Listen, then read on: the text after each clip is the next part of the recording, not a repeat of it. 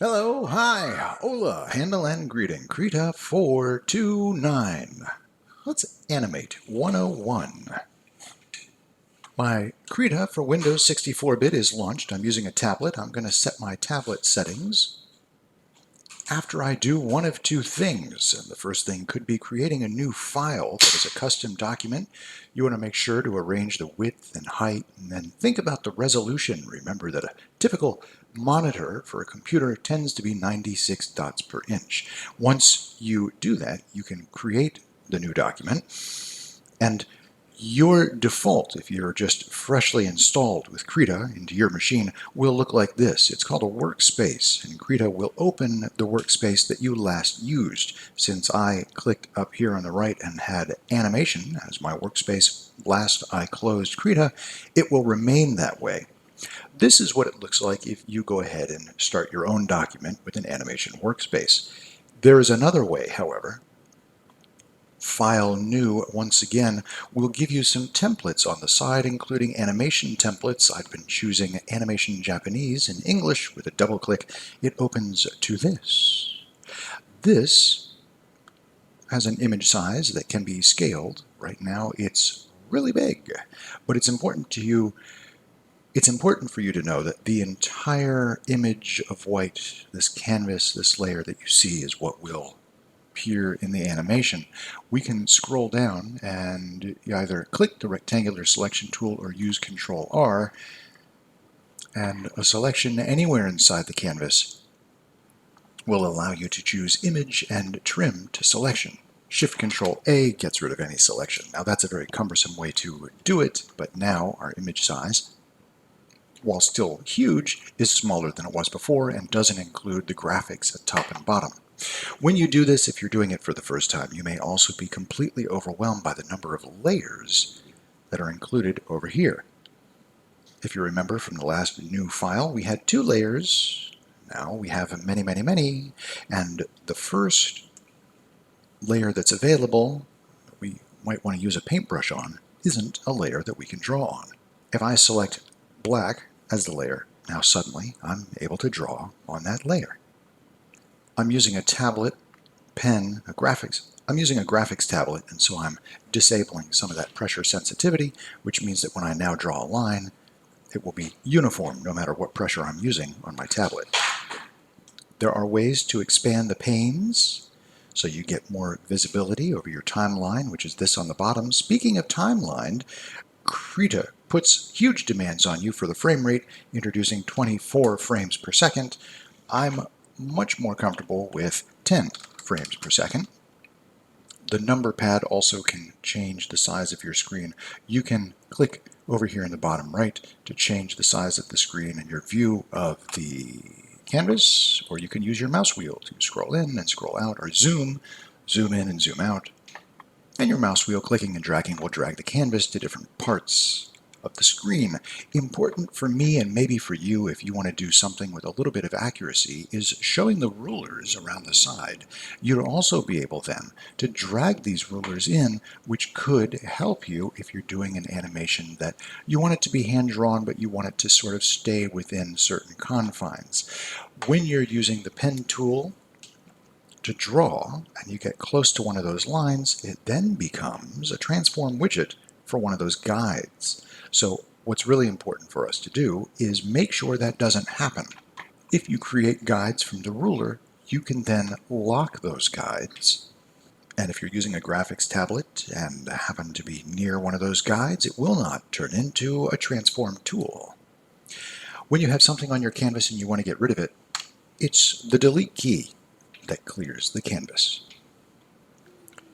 So there's the first frame of the animation that we're happy to do. It's real plain and simple.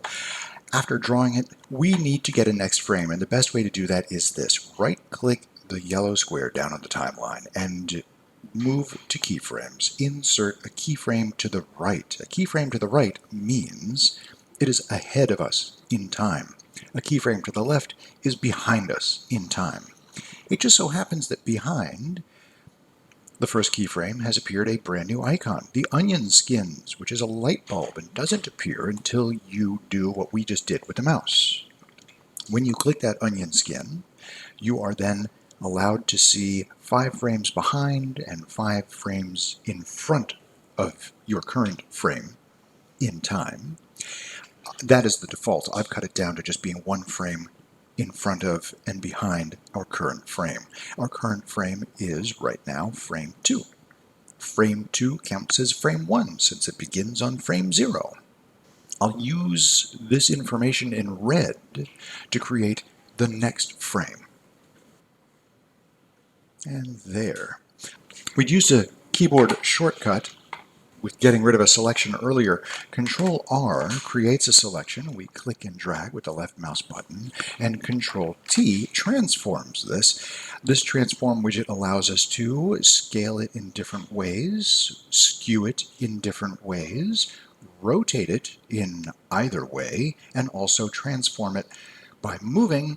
And if you place your mouse over the crosshairs, you then can affect the pivot for things like scales and rotations. What I want to do is move this over so that the word animate appears beside the word animate. I'll press enter, or I can pretty much do anything else to get rid of it. Control Shift A will get rid of the selection that was still present. Okay, that's 2 frames, whoopee. We want this to go all the way to 20 frames, and then I want it to establish at frame 20, where does this end? So I'm going to click on frame 20,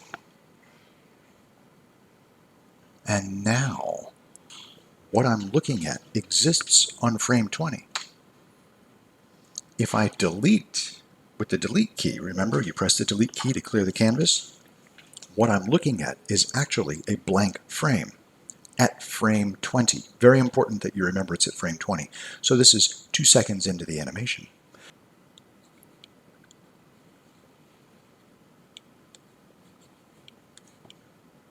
And it goes way up. That's okay. That's how I write my checks too. Now I've got that frame 20, and thanks to the onion skin, it's not showing us just the previous frame, it's showing us the previous keyframe.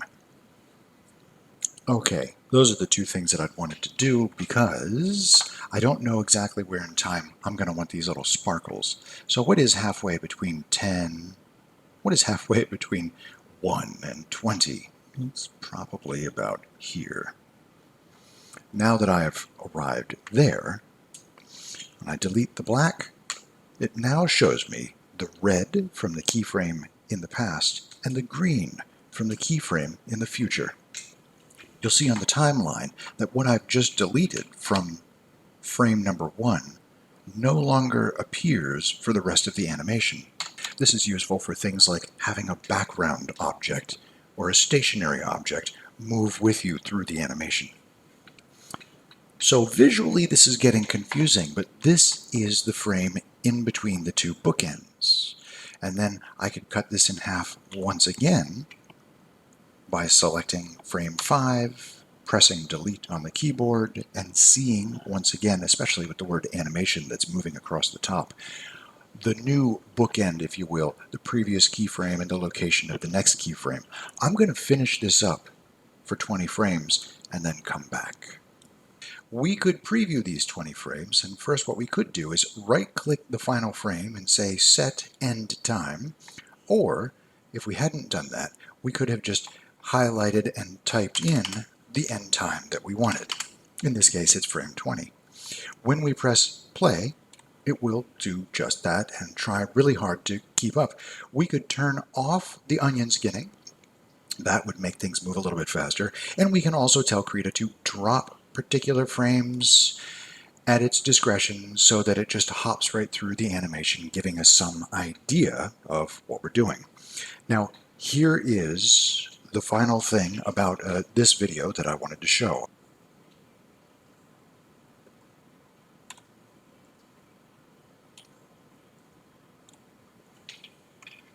I'm going to rename layer 40 into dashes. Right-click the layer we were using that's called black, and I'm going to show it in the timeline. Now, you can see black remains exactly as it was, but dashes has nothing.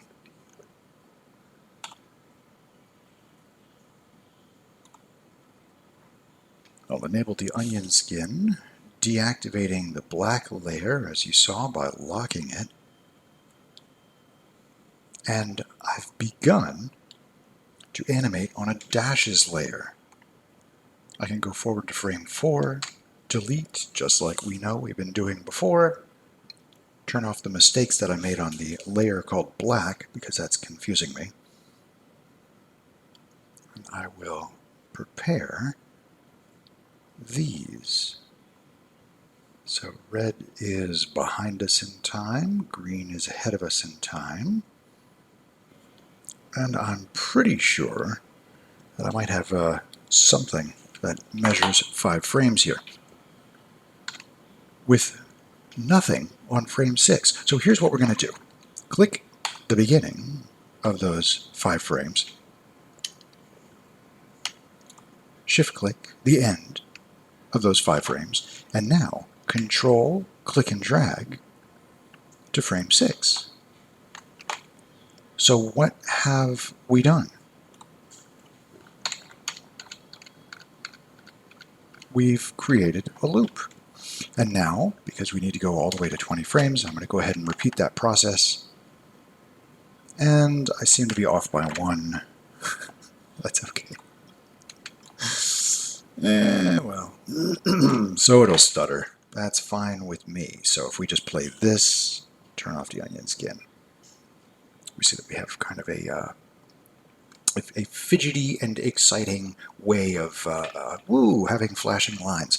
That was to show you how to click and drag to repeat certain keyframes. That was obviously not, like the master class of animation. So, vaboo! Now we've gotten to the point where we want to do something with this and maybe share it with people. We would save the project and then we would do something called render animation. When we render the animation, we'll encounter a couple of problems. First of all, your field for Ffmpeg will be blank. If you leave it blank, then it will instruct you to go to ffmpeg.org to install a version higher than 2.6, which is very easy. Once you've downloaded the version of Ffmpeg that's right for your computer, Windows users, I'd recommend a 422. Then you go ahead and name your file and you're off to the races. But it's huge. I'd like to be off to some smaller races. I will scale my image to a new size and I'll make sure that the width and height are locked together. I'm just going to go with the good old 800 by 449 classic. You can see Krita working over here in the corner. And now a mouse wheel click and drag will recenter this. Once again, render the animation. I recommend this to anyone. And oh, I see that I forgot to delete the dashes from the layer called black. And that would be as easy as going in and deleting the dashes on the layer called black. Activate that layer here. Go to B, set the eraser.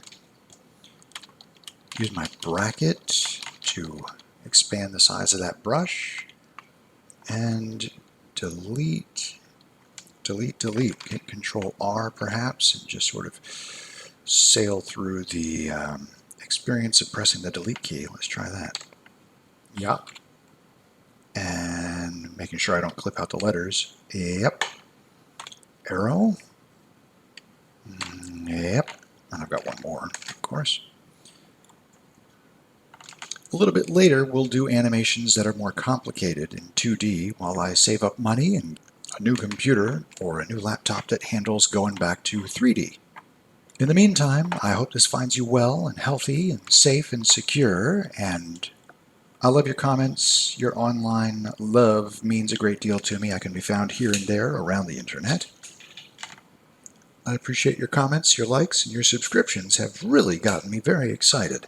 These past couple months, they've nearly doubled. Thank you, thank you. And remember, you can make requests, and we'll take a look at Krita or Infinite Painter, or any other software you found available on this channel. As always, thanks for watching. Go animate!